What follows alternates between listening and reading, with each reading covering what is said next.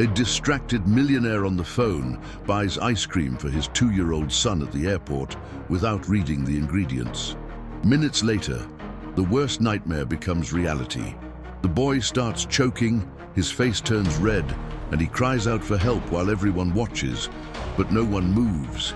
In the midst of the chaos, a poor 7-year-old girl standing by the airport entrance rushes toward them, and what she does next leaves everyone in shock. The shrill ring of the phone seemed to pierce the white noise of the airport terminal, an anchor holding Arthur to his world of business, even as little Leo tugged at the hem of his linen trousers. The vacation trip, the first in years without the calming presence of his wife, Sophia, was already beginning with the weight of an obligation. "Yes, handle it. I don't want excuses," he said, his voice firm, his eyes locked on his phone screen. Ignoring the buzz of passengers around him, Leo, with his golden curls and sky-blue eyes, insisted with the tireless persistence of a 2-year-old, "Daddy, ice cream! Ice cream!" Arthur made an impatient gesture, a silent plea for the boy to wait. But the call dragged on, a discussion of spreadsheets and projections that seemed infinitely more urgent. Finally, ending the call with a sigh, he looked down at his son's anxious face. "Ice cream, is it? All right. Let's get your ice cream." They approached the colorful ice cream parlor, an oasis of artificial joy amidst the hurry and stress. The sweet scent of vanilla and chocolate hung in the air. "Which one do you want, champ?" Arthur asked, already reaching for his phone again as he felt a new vibration. Leo pointed a small finger at the metal tubs. Without really looking, Arthur said to the server, "Give me a chocolate and one of that green one there." Pistachio, a word that, in a few short minutes, would become synonymous with panic. He paid with his card, never taking his eyes off the new message that had arrived, and handed the cone to his son, who held it as if it were the greatest treasure in the world. With the task completed, Arthur dove back into his digital universe, walking distractedly toward their departure gate. Leo, happy, took small licks of his ice cream, smudging his nose. The first sign was subtle, a small gasp. A tiny sound lost in the announcement of a flight. Arthur didn't notice. The second was a dry, insistent cough. He glanced up for a second, frowned, and muttered, "Eat slowly, son," before returning to the email he was composing. But then, the silence. A strange, heavy silence that finally made him lift his head. Leo was standing still, his eyes wide, the ice cream cone fallen to the floor, staining the polished white tiles. The boy's mouth was open, but no sound came out. His face, once rosy and full of life, was beginning to turn a deep red, almost purple. Panic rose in Arthur's throat like a wave of ice and fire. He dropped his phone, which shattered on the floor, and knelt in front of his son. "Leo, son, what's wrong? Breathe!" But Leo wasn't breathing. His small chest rose and fell in useless spasms. Terror took hold of Arthur. This man, accustomed to controlling empires with a phone call, was utterly powerless. He scooped his son into his arms and screamed, a guttural, desperate sound that made everyone around them turn. "Help! Somebody help me! He's not breathing!" People formed a circle, their faces curious, shocked, scared. Some took out their phones to film, others just stared, paralyzed by the scene. No one moved. Arthur's world had shrunk to this small body fighting for air in his arms, to the sound of his own heart hammering in his ears. Amid the chaos, on the other side of a glass door, a skinny little girl in a faded dress with large, attentive eyes watched everything. And as Arthur's desperation reached its peak, she walked through the automatic door and started running toward them. The girl stopped in front of Arthur, her small frame radiating an authority that belied her age and worn clothes. Her eyes, a deep and serious brown, didn't focus on the panicked man, but on the boy struggling for breath. "Lay him on the ground, on his side," she said, her voice clear and firm, cutting through the chorus of frightened murmurs. For a second, Arthur was frozen, his mind screaming that he shouldn't listen to a child, a stranger. But Leo's face, now taking on a worrying bluish tint around his lips, forced him to obey. He gently placed his son on the cold airport floor. The girl knelt beside Leo, ignoring the crowd that was now closing in, and with surprising dexterity, she tilted the boy's head back, slightly opening his mouth to ensure his airway was clear. "Don't give him water, ever," she instructed, looking at Arthur with a severity that made him feel like the smallest of men. Arthur, on his knees, felt cold sweat trickle down his forehead. Shame consumed him. He, who commanded board meetings with dozens of executives, who made million-dollar decisions, was taking orders from a child who couldn't be more than 7. And he was following them, because in the depths of his terrified soul, he knew she was right. He saw the calmness in her movements, the absence of panic in her eyes. She had seen this before. The realization hit him like a punch. While he lived in a world of luxury and distraction, this little girl had already faced life and death situations. The seconds dragged on like hours. Under her care, Leo's breathing, though still ragged and noisy, seemed to find a minimal rhythm, a thread of hope. A small, wheezing thread of air entered and left his lungs. The sound of distant sirens began to grow, a relief that almost made him collapse. The paramedics rushed in, parting the crowd with professional efficiency. Seeing the scene, the wealthy man on his knees and the poor girl tending to the child, they hesitated for a fraction of a second. One of the paramedics knelt, looked at Leo's position, and then at the girl, with a mixture of surprise and approval. "You did good, kid," he said quickly. Before starting their procedures, they placed an oxygen mask on Leo's face, and the hissing sound of the air seemed to Arthur the most beautiful melody in the world. They lifted the boy onto a stretcher, and Arthur stood up, his legs trembling. "Is he going to be okay?" he asked, his voice hoarse. "Severe allergic reaction. Pistachio," the paramedic asked, pointing to the melted ice cream on the floor. Arthur just nodded, mute with guilt. He was lucky. These first few minutes are crucial. Whoever put him on his side and kept his airway open saved his life. The weight of those words made him spin around. He needed to thank her, to do something, anything. He instinctively put his hand in his pocket, the gesture of a man who solves everything with money, and pulled out his wallet. His eyes scanned the spot where the girl had been kneeling, but the place was empty. He looked at the crowd, at the anonymous faces that were now dispersing. She was nowhere to be seen. She had vanished as quickly and silently as she had appeared. Arthur ran to the glass door, looking out at the busy sidewalk, but it was like searching for a needle in a haystack.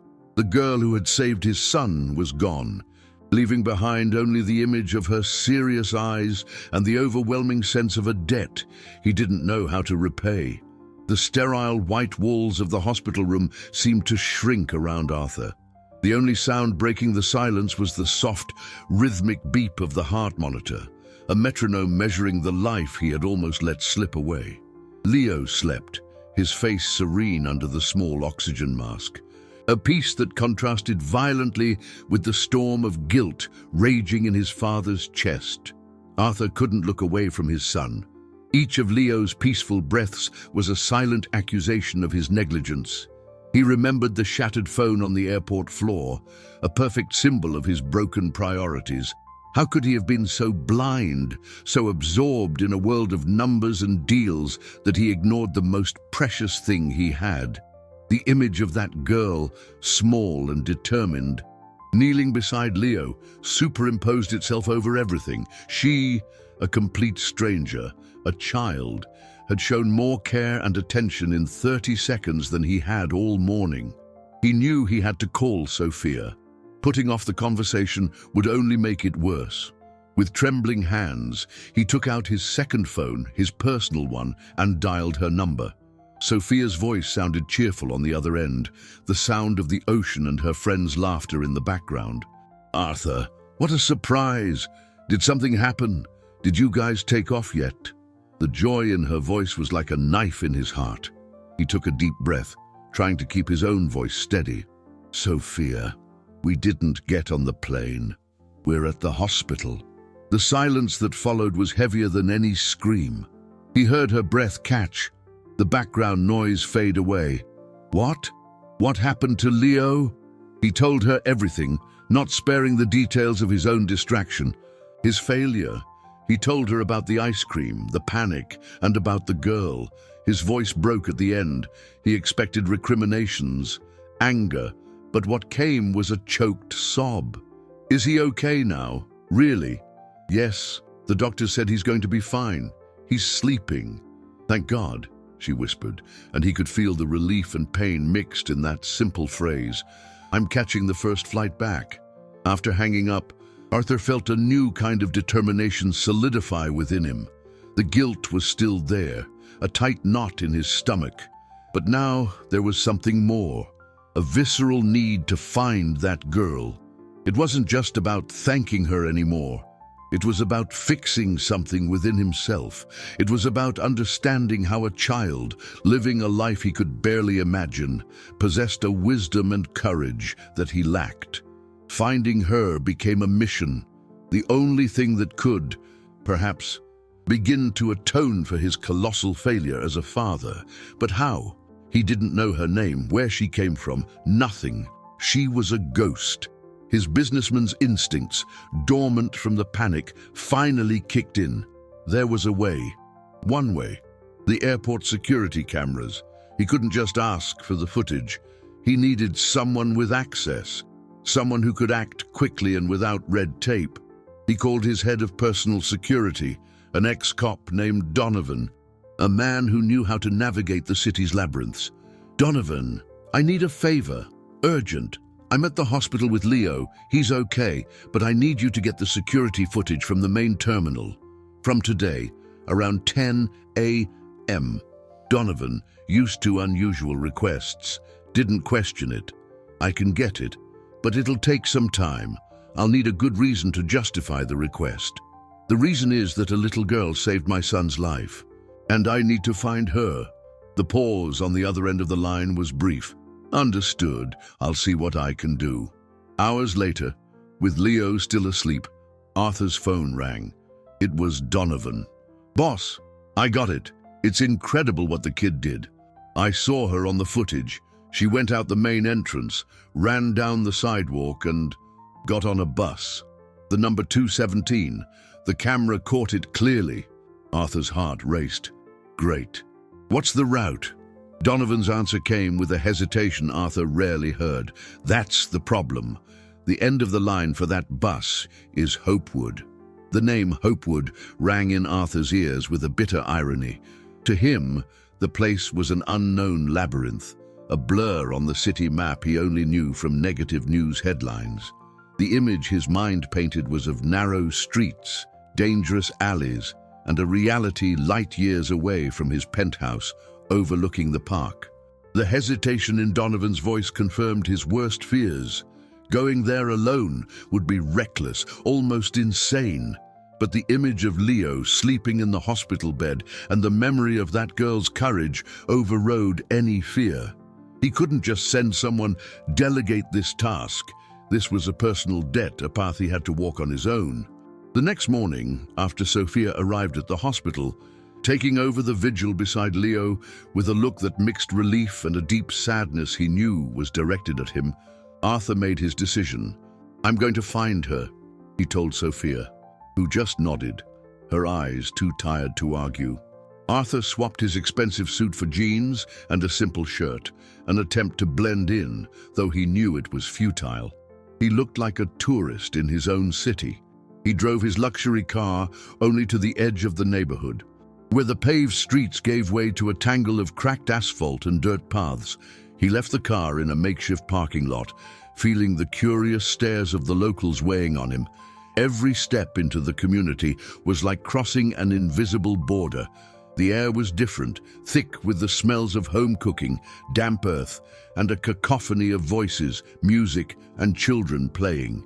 The houses, colorful and stacked on top of each other, seemed to defy gravity. He had no plan, Only the photo Donovan had managed to pull from the security footage, the girl's serious face, her large, focused eyes. He started walking, showing the photo on his phone to people he passed. The first reaction was always the same: suspicion. A well-dressed man, clearly an outsider, looking for a child, faces closed off, answers were monosyllabic. Don't know her. Never seen her. He stopped at a small grocery store. The owner, an old man with a grey mustache, looked at the photo and then at Arthur, his eyes narrowed. "What's a man like you want with a kid from around here?" The question was direct, loaded with fierce protectiveness. Arthur knew he had to be honest. "She helped my son. He got really sick at the airport, and she saved him. I just want to thank her." He spoke with a sincerity he wasn't used to using in his negotiations, a vulnerability that disarmed the old shopkeeper. The man sighed, his gaze softening slightly. "I know who she is. That's little Lena, lives with her younger sister, Maya. Their mother took off a while back." The information hit him hard. Lena wasn't just a hero, she was carrying a burden no child should ever have to bear. The shopkeeper gave a vague direction, pointing up a steep alley. "Their place is the blue one, near the big maple tree. But be careful. The neighborhood doesn't like strangers asking questions." Arthur thanked him and followed the path. The air grew thinner as he climbed. Finally, he saw it. A small house, made of wood painted a faded blue, with a tin roof. The door was ajar. He hesitated, his heart pounding. What would he say? How could he offer help without seeming arrogant or patronizing? He knocked lightly on the door. No sound. He knocked again, a little harder. He heard the sound of shuffling feet, and the door opened slowly. A smaller version of Lena appeared in the gap. The girl, pale and with dark circles under her eyes, coughed, a dry, weak sound. It was Maya. And behind her, emerging from the dim interior of the house, was Lena, her eyes widening in recognition and alarm. Before Arthur could say a word, she glared at him. "What are you doing here?" The hostility in Lena's voice was a wall of ice. Her thin arms crossed over her chest, a defiant gesture that made her look older and stronger than she was. She gently pushed her sister back, positioning herself as a shield between Maya and the stranger at the door. Arthur, caught off guard by the cold reception, felt his rehearsed words vanish. He had expected surprise, maybe even a little curiosity, but not this cutting mistrust. I came to thank you," he stammered, feeling clumsy and intrusive. "My son, the boy at the airport, he's okay because of you. I wanted to—" He trailed off, unsure how to continue. Offering money suddenly felt crass, an insult to this child's dignity. "You don't have to thank me. I just did what had to be done," Lena replied, her voice low but firm. She started to close the door. "Wait," Arthur said, taking a step forward. "Please, my name is Arthur. I'd really like to do something for you. Anything." Lena's eyes sized him up. A cold, calculating assessment he usually only saw in business adversaries. She glanced at her sister, who coughed again, a sound that echoed in the small, poorly lit shack. That sound seemed to crack Lena's armor for an instant. A flicker of worry, of exhaustion, crossed her face. "We don't need anything," she said, but her conviction wavered. Arthur saw his opening. "Your sister, she doesn't sound well. I can help. I know doctors. I can take her to a hospital." The mention of hospital made Lena recoil. "No, she's not going to any hospital. They just want to take kids away." The fear in her voice was palpable, born from traumas Arthur couldn't even imagine. He realized he was handling this all wrong. This wasn't a problem money or influence could solve directly. It was a matter of trust, and he had none. "Okay," he said, holding up his hands in a gesture of peace. "No hospital. But maybe I could bring a doctor here, or at least some medicine, food." He glanced inside the shack. The poverty was stark in every detail. The bare concrete floor, the sparse and old furniture, the absence of almost everything he considered essential. Suddenly, the urgency of his mission shifted. It was no longer about repaying a debt, but about a moral imperative. He couldn't just turn his back and walk away, knowing the situation these two girls were living in. Just then, a harsh voice interrupted them. "What's going on here, Lena?" A heavy-set woman with a severe face appeared in the alley. It was Ms. Irene, the neighbor who rented the shack to the girls.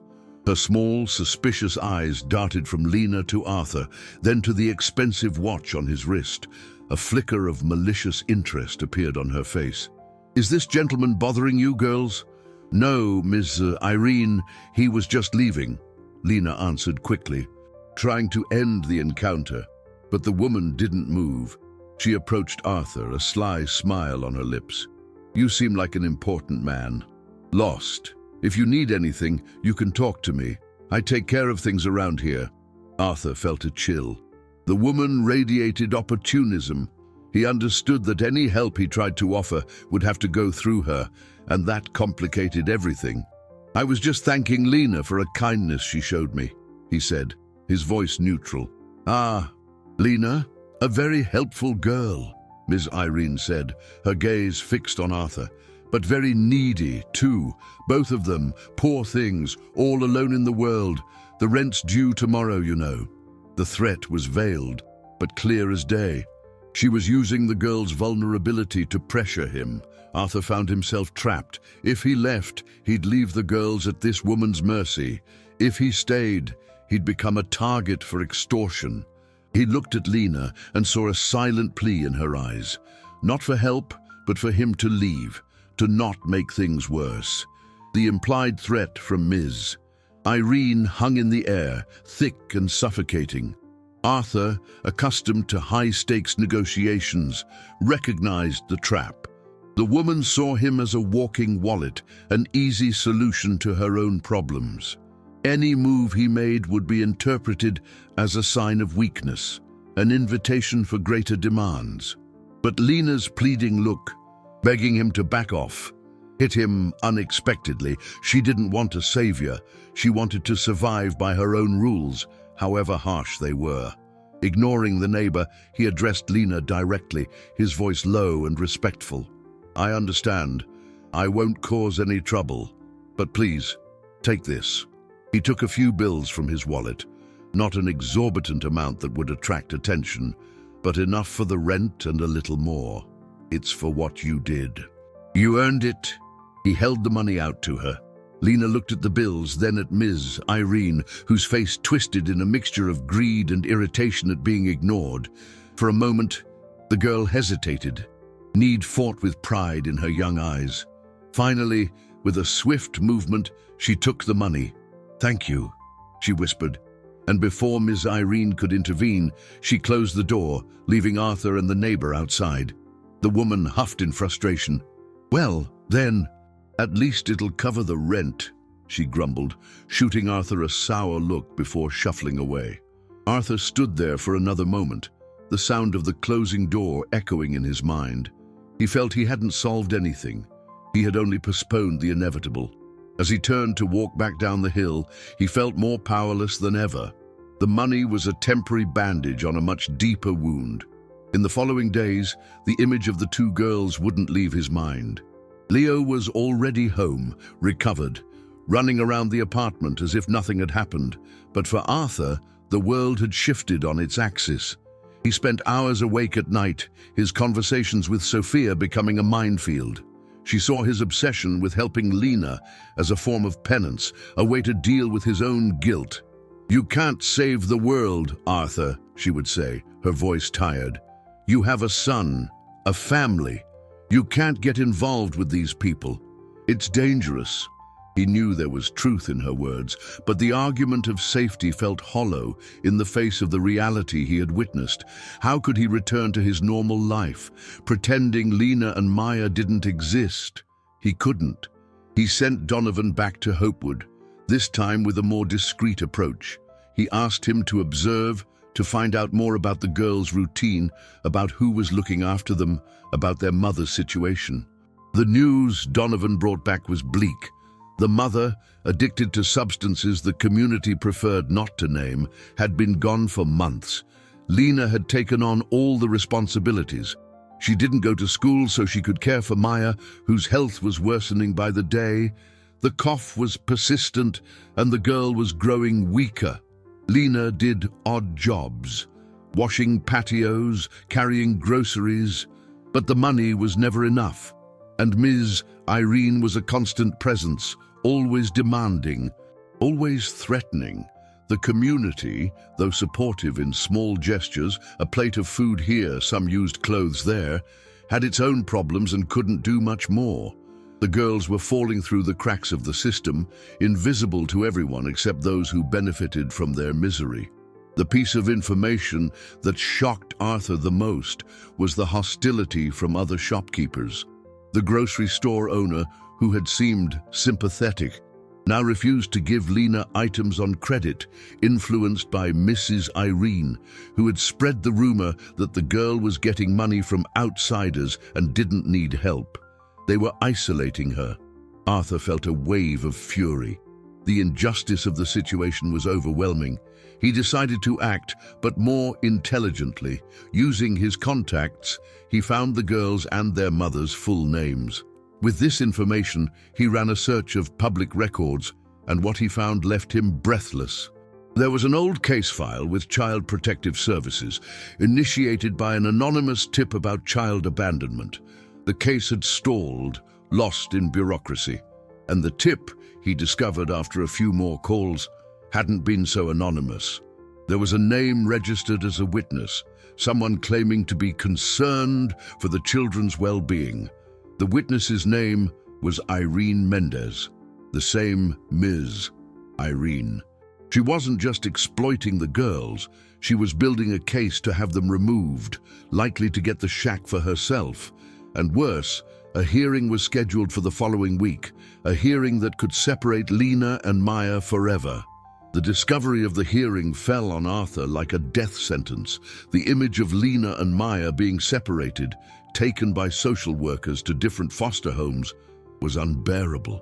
It was the nightmare that explained Lena's panic at the word hospital. Miss Irene wasn't just an opportunist. She was a predator, manipulating the system for her own selfish ends. Arthur's initial anger gave way to an icy clarity. The vacation, the business deals, everything lost its importance. This was his fight now.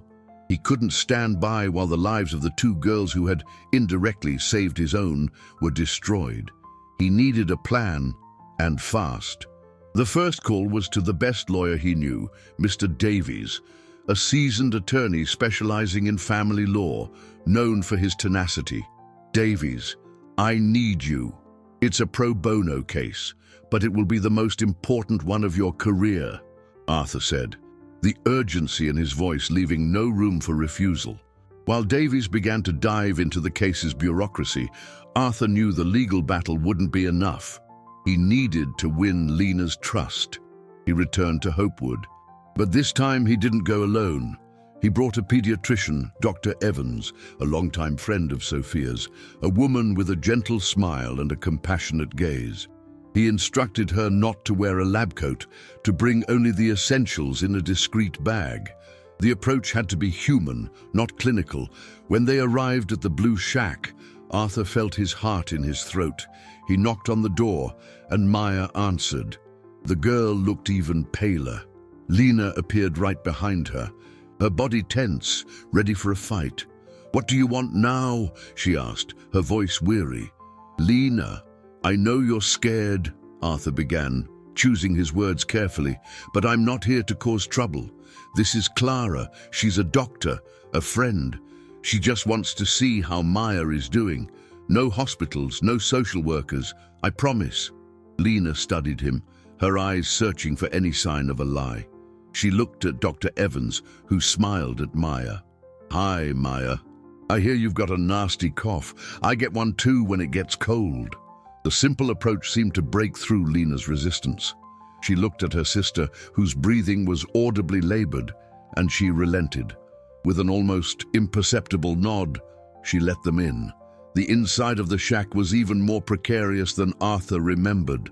Dr. Evans sat on a wooden crate and started talking to Maya, treating her not as a patient, but as a child. She used her stethoscope as a magic telephone to listen to the girl's chest, turning the examination into a game. After a few minutes, Clara's smile faded, replaced by an expression of deep concern. She stood up and walked over to Arthur and Lena, who were watching in silence. "It's more serious than I thought," she whispered. "This isn't just a cold. Her lungs are severely compromised. She needs tests, strong antibiotics. She needs a hospital." The forbidden word hung in the air. Lena immediately tensed up. "No, I said no." "Lena, please listen," Clara said, her voice gentle but firm. "If she doesn't get the right treatment, she could get much worse. I'm not talking about taking her away from you. We can find a way. Arthur can make sure you stay together." Arthur stepped in, his voice filled with sincerity. "Lena, I give you my word. No one will separate you. But Maya needs help. The help I couldn't give my own son that day, but that you gave him. Now let me help your sister." A quick, painful flashback hit him. Leo, his face blue, fighting for air. He looked at Maya, seeing the same silent desperation in her eyes. The decision was Lena's. The girl looked at her sister, who was coughing weakly in the corner, and then at Arthur. Silent tears began to roll down her face. It was the first time Arthur had seen her cry. They weren't tears of fear, but of exhaustion. Her armor had finally cracked. "Okay," she whispered, her voice broken, "but you promised." At that moment, Arthur's phone buzzed. It was a message from Davies. He opened it, and the floor seemed to drop out from under him. "Bad news. Ms. Irene filed for emergency temporary custody of the girls. The hearing has been moved up to tomorrow morning." The message from Davies exploded in Arthur's mind like a grenade. Tomorrow. There was no time to plan, to build a solid case. Miss Irene, with the cunning of a predator, had fast-tracked the process, catching them completely by surprise. Lena's silent crying intensified, turning into sobs that shook her small body.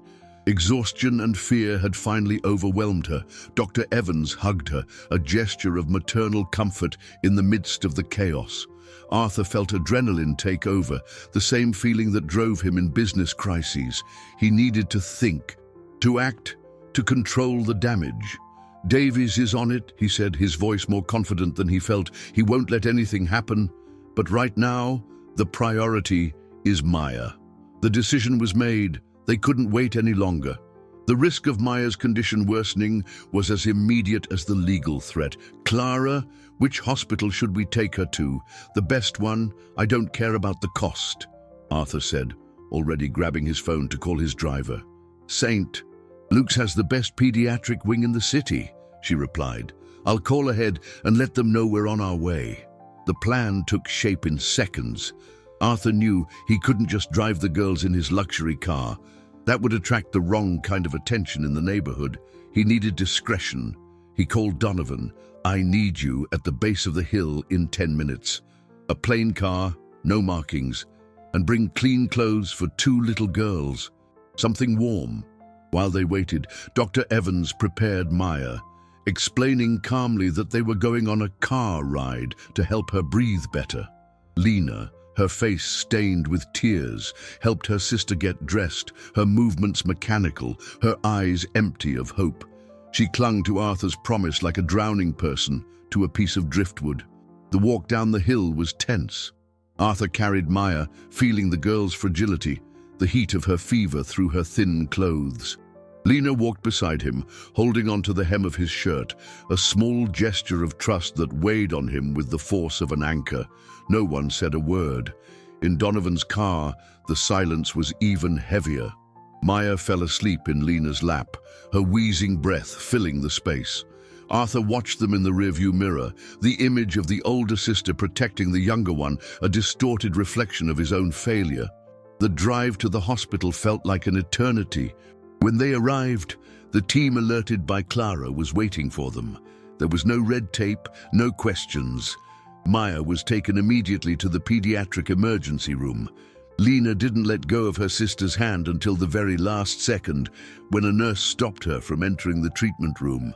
Arthur led her to the waiting room, a sterile, impersonal space. Lena curled up in one of the plastic chairs, hugging her knees. She wasn't crying anymore, just staring at a fixed point on the wall, lost in her own fears. Arthur sat beside her, not knowing what to say. Words seemed useless. Instead, he did the only thing he could. He sat there, in silence, his presence a mute promise that she was not alone. Hours passed, the sun set, and the cold hospital lights illuminated the waiting room. Finally, Dr. Evans appeared. Her expression was serious. "She's stable. We got here just in time. It's a severe bacterial pneumonia, complicated by malnutrition. She's going to need to be admitted for a while, on IV antibiotics." Lena looked up. "Can I stay with her?" "Yes," Clara said. "We've arranged for a private room. You can stay with her the whole time." The relief on Lena's face was so profound, it almost made her collapse. She looked at Arthur, and for the first time, he saw something other than fear or suspicion in her eyes. It was a glimmer of gratitude. But the calm was short-lived. Arthur's phone rang. It was Davies. "Arthur, the judge granted the emergency request. The hearing is tomorrow at 9, and he wants to hear from the girl. He wants to hear from Lena." The news that Lena would have to testify at the hearing landed like a bomb in the hospital waiting room. The girl, who had just found a moment of relief, shrank back into herself, fear returning to her eyes. Arthur felt a surge of fury at the system, at the coldness of a law that would require a traumatized 7-year-old to face a courtroom. "That's absurd, Davies. She's in no condition," he said into the phone, his voice low and tense, so as not to frighten Lena further. "I know, Arthur, but the judge is adamant," the lawyer replied. "Ms. Irene's claim is abandonment and neglect. She's painting herself as the only concerned caregiver. Lena's word is the only thing that can refute that. It's our best shot." Arthur hung up, the weight of responsibility crushing him. He had promised to protect the girls, but now he had to ask Lena to face her greatest fear. He knelt in front of her chair, catching her gaze. "Lena," he began, his voice soft, "I know this is scary, and I'm not going to lie. It will be hard. But you are the bravest person I know. You saved my son. You took care of your sister all by yourself. You can do this." She just shook her head, tears welling up again. "They're going to take me away from Maya," she whispered, the phrase that was the root of all her fears. "No, they won't," Arthur said with a conviction he needed to feel as much as she did. "I will be there with you. Mr. Davies, the lawyer, will be there too. We will not let that happen. You just have to tell the truth. Tell them how you take care of your sister, how much you love each other. No one can fight against that." He saw the doubt in her eyes, the internal battle between terror and a small spark of determination. The mention of her sister seemed to steel her resolve. Caring for Maya was her compass, her reason for being. The night was long and virtually sleepless. Arthur arranged for everything, new clothes for Lena, food, and ensured the hospital room was comfortable. He and Sophia took turns. While one stayed with Lena, the other went home to see Leo, a silent changing of the guard marked by tense glances. Sophia, despite her initial reservations, was now fully invested. Seeing the situation up close, the fragility of Maya and the strength of Lena had broken down her defenses.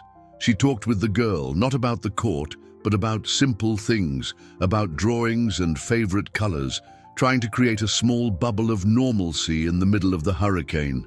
In the morning, the tension was palpable. Lena barely touched her breakfast. Dressed in a simple new dress and flats, she looked even smaller and more vulnerable. At the courthouse, the atmosphere was oppressive. Cold marble hallways, the echo of hurried footsteps, the air thick with human drama. Ms. Irene was already there, sitting on a bench with an expression of false pity, accompanied by a slick, low-rent lawyer. When she saw Arthur and Lena, she shot them a venomous look. Davies met them at the entrance, a middle-aged man with a reassuring face and intelligent eyes. He knelt to speak to Lena. "Hello, Lena. My name is Alfonso. I'm on your side. I just want you to remember one thing in there. Just tell the truth. It's your most powerful weapon."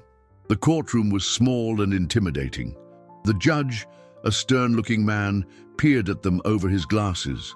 The social worker present in the room had a tired, almost indifferent expression. The hearing began. Ms. Irene spoke first, her voice tearful, a performance of concern. She painted a picture of abandonment, of two children left to fend for themselves, implying that Lena was incapable of caring for her sister. Arthur felt his blood boil. Then it was Lena's turn. She walked to the witness chair, her little legs barely touching the floor. The judge leaned forward. "So, young lady, tell me, is it true that you and your sister live alone?" Lena looked at Arthur, then at the judge. She took a deep breath, her voice barely a whisper. "We don't live alone. We take care of each other." The simplicity and depth of the answer made a silence fall over the room. The judge seemed, for the first time, genuinely taken aback. Lena's answer hung in the air, disarming the cold formality of the room. The judge, Judge Wallace, a man accustomed to rehearsed speeches and crocodile tears, leaned back in his chair, observing the girl with a new intensity. He saw the lack of artifice, the raw truth in her serious eyes. "You take care of each other," he repeated, his voice softer. "Explain to me how..." Lena, the girl, encouraged by the judge's attentive silence, began to speak. Her voice, at first trembling, gained strength as she described her routine. She didn't speak of suffering or abandonment. She spoke of responsibility and love. She told them how she prepared Maya's food, mashing a banana to make it easier to swallow. She described how she checked her sister's fever with her hand on her forehead, how she covered her at night and sang lullabies to calm her cough. She talked about the odd jobs she did, not as a burden, but as a way to buy cough syrup or softer bread for her sister. Every word was a brick, building a powerful image of dedication that completely dismantled Ms. Irene's narrative of neglect. The social worker, previously apathetic, was now taking frantic notes. Her gaze fixed on Lena. Arthur and Davies exchanged discreet glances. The strategy of letting the truth speak for itself was working better than they could have hoped. Ms. Irene's lawyer tried to object, claiming it was irrelevant, but the judge silenced him with an impatient wave. He was completely captivated. "And your mother, Lena, where is she?" the judge asked. The girl hesitated, her gaze briefly lost. "She went on a trip. She'll be back one day," she said, her childlike loyalty intact, a fiction she had created to protect herself and her sister from the harsh reality. The answer, in its simplicity, was more moving than any accusation. When it was Arthur's turn, he spoke calmly and precisely. He recounted the incident at the airport, focusing not on his own panic, but on Lena's knowledge and calm. He described the scene not as an impulsive act of heroism, but as the action of someone trained by daily caregiving. "Your Honor, I am a witness that this girl is not negligent. On the contrary, she possesses a capacity for care that many adults, myself included, lack. The only negligence I saw that day was my own." He then laid out the situation with Ms. Irene, the rent collection, the veiled threats, the way she tried to isolate the girls from the community. Davies presented the evidence he had managed to gather in such a short time. The testimony of the grocery store owner, who, encouraged by Arthur, had agreed to speak about the pressure he was under, and the records of previous complaints filed by Ms. Irene, showing a pattern of harassment. Ms. Irene's face went from outrage to panic. Her castle of lies was crumbling. The judge stared at her, his gaze as cold as steel. "Do you have anything to say about these allegations?" She stammered and denied it, but her credibility was destroyed. The hearing was adjourned, The judge announced that the decision on custody would be delivered at the end of the afternoon. The wait was agonizing. They returned to an anteroom, the silence heavy with anticipation. Lena was exhausted, the adrenaline having left her. She leaned against Arthur, almost falling asleep. He could feel her breathing against his arm, a constant reminder of what was at stake. Finally, they were called back into the courtroom. The judge looked at the papers on his desk, and then at everyone present. After reviewing the facts, and especially the testimony of Lena, he paused for what felt like a lifetime. It is clear to this court that the custody petition filed by Ms. Irene Mendez is not only unfounded, but malicious. Petition denied. A collective sigh of relief swept through their side of the room, but the judge wasn't finished. However, the vulnerable situation of the minors is undeniable. They cannot go back to living alone. Arthur's heart froze. Had he won the battle only to lose the war?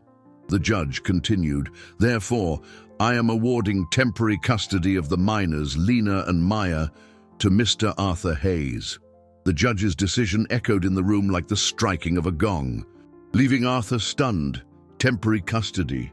To him, the responsibility for these two lives, which until a few weeks ago had been complete strangers, now fell squarely on his shoulders. He looked at Lena, who was staring back at him with wide eyes, a mixture of relief and uncertainty.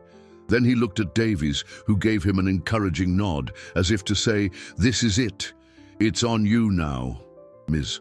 Irene let out a sound of indignation, but a glare from the judge silenced her. The battle was won, but a much more complex journey was just beginning.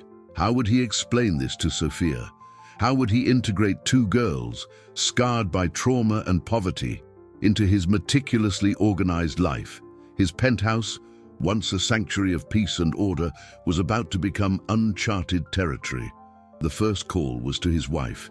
He stepped away into a corner of the hallway, his voice low. "Sophia, we won. They're safe. But there's something else." He explained the judge's decision. On the other end of the line, the silence was long, filled with a weight he could physically feel. Arthur braced for resistance, for the logical questions about space, routines, the impact on Leo. But Sophia's response surprised him. "Bring them home, Arthur," she said, her voice thick with emotion. "We'll figure it out. They need us." In that moment, Arthur felt a wave of love and admiration for his wife, a woman whose compassion transcended any social convention. Their partnership, so often overshadowed by routine and business, revealed itself in its full strength. The return to the hospital was surreal.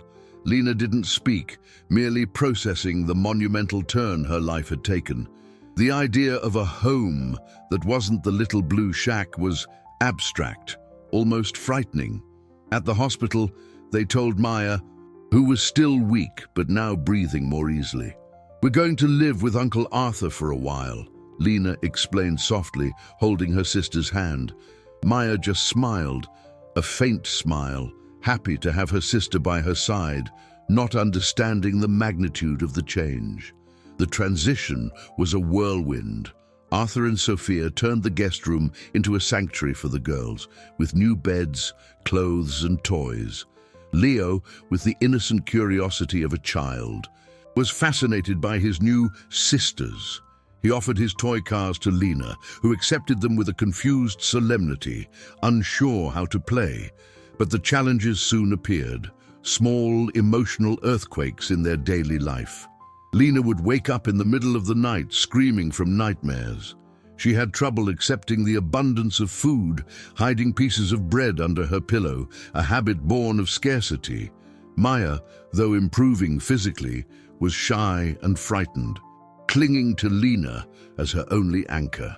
There was a cultural and emotional chasm between their two worlds. Sophia, with infinite patience, tried to build bridges. She taught Lena to read, told stories to Maya, and created a routine of affection and security. Arthur, for his part, discovered a new role. He was no longer just the distant provider. He was a father to 3 children. He learned how to comfort Lena after a nightmare, how to make Maya laugh with silly faces, how to mediate the small disputes over toys between them and Leo. His life was turned upside down. Business meetings were postponed, trips cancelled. His focus was at home. He realized how much of Leo's childhood he had missed, immersed in his work. Now, he was rediscovering the joy of a family breakfast, of an afternoon in the park. However, the adjustment was not a straight path. There were moments of frustration, of doubt. On one particularly difficult night, after Lena had an inconsolable crying spell, Arthur sat on the balcony, looking out at the city lights. Sophia joined him. "Are we doing the right thing?" he asked, his voice heavy with exhaustion. "Arthur, the right thing is rarely the easy thing," she replied, placing her hand on his. "Look at them. They're safe. They're together. Maya is healing. Lena is starting to smile. That's what matters." Just then, they heard a noise. It was Lena, standing in the doorway to the balcony, holding a drawing. It was a colorful sketch of 5 people holding hands. "It's our family," she said in a small voice, handing the paper to Arthur. The simple, imperfect drawing was the answer he needed. The months that followed were a tapestry woven with threads of progress and setbacks. Arthur and Sophia's home filled with a new life, a noisy, loving chaos they had never imagined. Maya, with ongoing medical treatment and proper nutrition, blossomed. The pale, sick child gave way to a rosy-cheeked, laughing girl whose cough had vanished completely. She followed Leo all over the apartment, the two forming an inseparable pair of explorers. Lena, in turn, began to let her guard down. Gradually, the bread stopped appearing under the pillow. The nightmares became less frequent. With the help of a child psychologist Arthur had hired, she began to process her trauma and allow herself to be a child. The weight of the world she had carried for so long on her small shoulders started to dissipate. She smiled more, a genuine smile that lit up her face. Arthur was transformed. The ruthless executive gave way to a present and attentive father. He discovered that the true measure of his success wasn't in stock charts, but in Leo's spontaneous hugs, Maya's laughter, and the look of trust Lena gave him. He reorganized his life, delegated more at work, and started picking the kids up from school. Lena and Maya had been enrolled, and despite their initial delay, were learning eagerly. He reveled in the small victories. The first time Lena read a full sentence, Maya's first goal in a garden game, the way the 3 children now called each other siblings. Sophia was the rock of this new family, the gravitational center that held everyone together with her calm and unconditional love.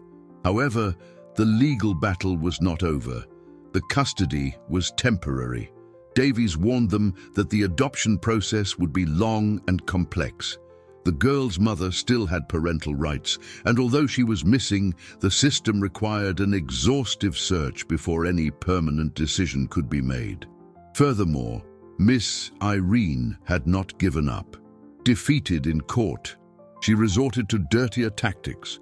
She spread vicious rumors through the neighborhood and to tabloid reporters, painting Arthur as an eccentric millionaire who was buying poor children to satisfy a whim. Anonymous tips started coming into Child Protective Services, forcing visits from social workers who, despite seeing the girls were thriving, created a climate of instability and fear. The breaking point came on a rainy afternoon. Arthur was in his home office, reviewing some documents, when he got a call from Davies. The lawyer's voice was grave. "Arthur, they've found their mother." Arthur's heart stopped. "Where? How is she?" "In a shelter downtown, and she wants her daughters back." The news hit him like a punch to the gut. All the progress, all the security they had built seemed about to crumble. Legally, the mother had preference. The thought of ripping Lena and Maya from this safe environment and returning them to a situation of uncertainty and neglect was a nightmare. That night, The atmosphere in the house was heavy. Lena, with the sharp intuition of someone who had always lived on high alert, sensed something was wrong. "Did something happen?" she asked Arthur as he tucked her into bed. Arthur looked at this girl who had become his daughter in every way but on paper, and his heart broke.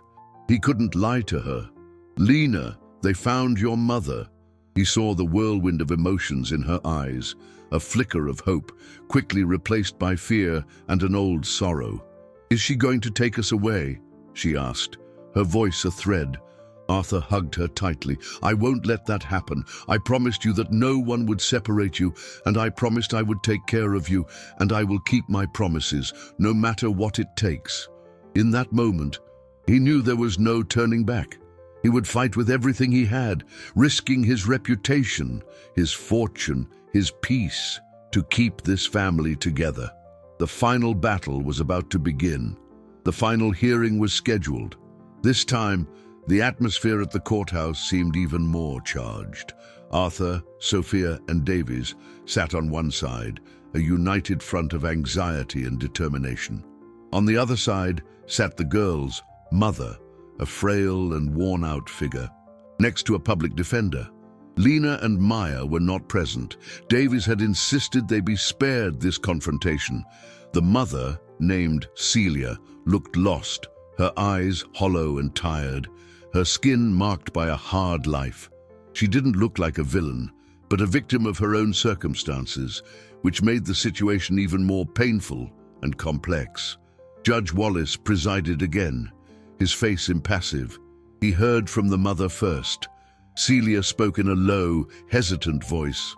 Telling her story, she spoke of a life of broken promises, bad choices, and the addiction that had consumed her.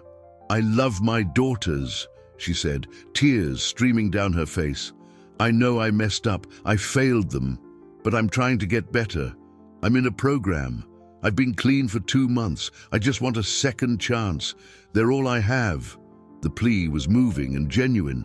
Arthur felt a lump in his throat. There was no malice in Celia, only deep pain, but love. He knew he was sometimes not enough. Davies then began his argument. He did not attack Celia. On the contrary, he spoke respectfully of her struggle. But he presented facts. He showed Maya's medical reports, detailing the state of malnutrition and pneumonia that had nearly killed her.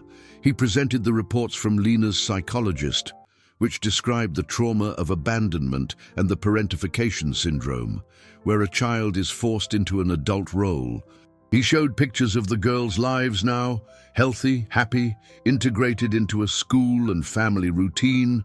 "Your Honor, no one here doubts the love Ms. Celia has for her daughters," Davies said, his voice firm. "But what is at stake is not the past, nor even good intentions for the future. What is at stake is the well-being and stability of 2 children who have already suffered the unimaginable. The bond they have formed with Arthur and Sophia is not just emotional. It is vital.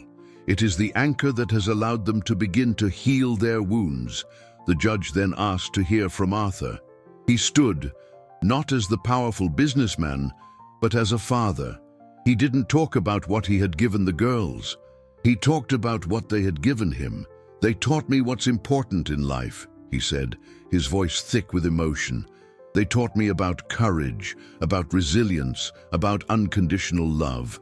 They saved my life in a much more profound way than Lena saved my son that day. They gave me a real family. To take that away from them now would be the greatest cruelty of all." He looked at Celia, not with anger, but with compassion. "I understand your pain, and I want you to know that whatever happens, your daughters will never stop knowing that you love them. I will make sure of it, but their home, their safety, is with me now." The judge called a recess to deliberate. The wait was the longest of Arthur's life. He held Sophia's hand tightly, both of them praying in silence. Finally, they were called back in. Judge Wallace looked at everyone in the room, his face revealing the difficulty of the decision. "This is one of the hardest decisions I have ever had to make. On one side, we have the biological right of a mother seeking redemption. On the other, the emotional stability and well-being of two children. He paused for a long time, analyzing all the evidence and putting the best interests of the minors above all else. I hereby order the termination of parental rights. He turned to Arthur and Sophia, and I grant the full adoption of Lena and Maya Hayes to the petitioners. The sound of a sob cut through the silence. It wasn't Celia's, it was Arthur's. He collapsed into his chair, the relief so overwhelming it left him weak. Sophia hugged him, crying with him. The war was over. As they left, Arthur saw Celia huddled on a bench. He walked over to her. "I'm so sorry," he said sincerely. She looked up, her eyes glistening. "Take good care of them," she whispered. "Promise me." "I promise," Arthur replied. "And when you're ready, and they are too, the door will always be open for you to visit." It was the beginning of a new kind of family, complex and imperfect, but built on a solid foundation of love and sacrifice. 1 year later, the airport terminal looked different. To Arthur, the place that had been a symbol of panic and guilt now seemed like a stage for miracles. The white noise of flight announcements and the buzz of passengers no longer caused him stress.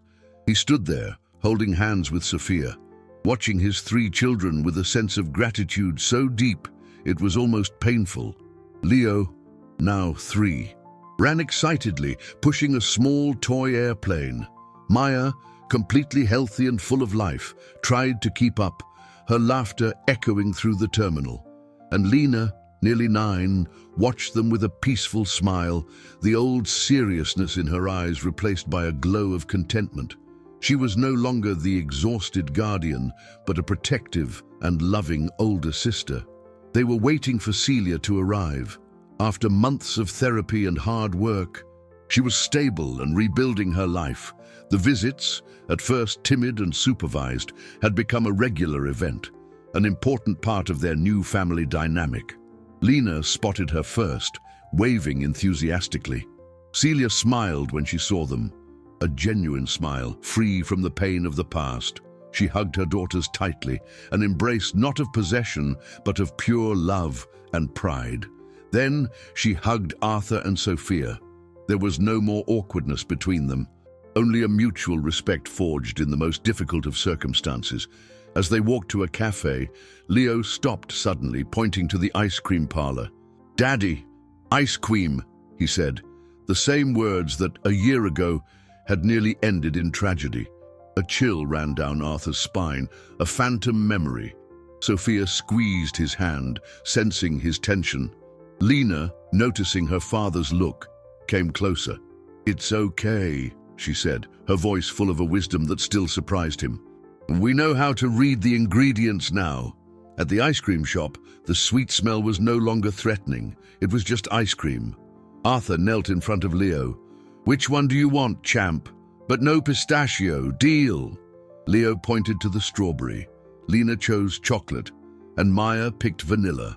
They all sat together at a table, a large, loud, and happy family. Arthur watched the scene, every detail etching itself into his memory. Leo's nose smudged with ice cream.